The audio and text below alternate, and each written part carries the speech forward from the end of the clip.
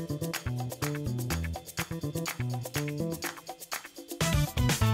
Woodlands, home of Fylde Rugby Club since their humble beginnings in 1919. The club was formed on the toss of a coin, as the founders couldn't decide whether Fylde would be a football or rugby club. Thankfully, the latter won, and Fylde Rugby has flourished ever since. Currently residing in National 1, the Seasiders are one of the North West's premier rugby clubs. But what goes into the maintaining of the ground?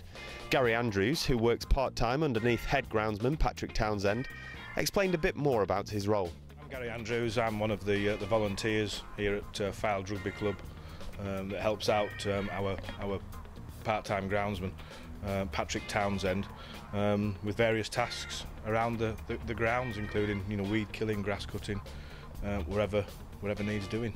Alongside wrestling with the elements of northwest weather, the groundskeeping team of Gary and Patrick Townsend must also battle with the damaging nature of the sport itself. Scrums, rucks and mauls all apply a tremendous amount of pressure onto a pitch, which can cause a groundsman many problems throughout a season. The repairing of the pitches after a game's taken place becomes a priority, because with the rugby union game there's obviously quite a lot of damage that's created on localised areas of the actual pitch. Where you get a scrummage taking place, you get significant damage, especially if you've had some wetter weather and the pitches are a bit softer.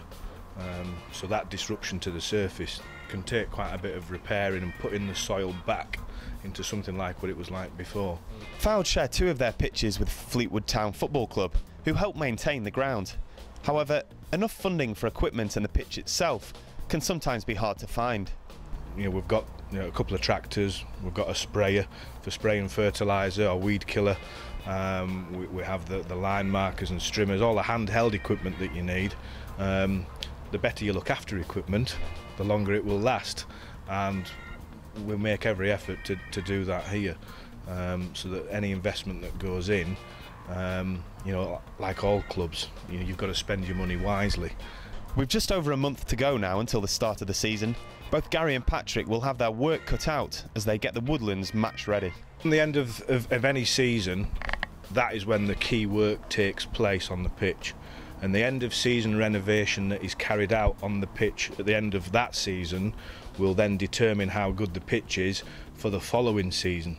So it's vital that all the necessary maintenance work is done at that stage, whether it involves stripping off the top inch or so, and then sort of grading what's left and reseeding and fertilising, which is obviously a very significant expense.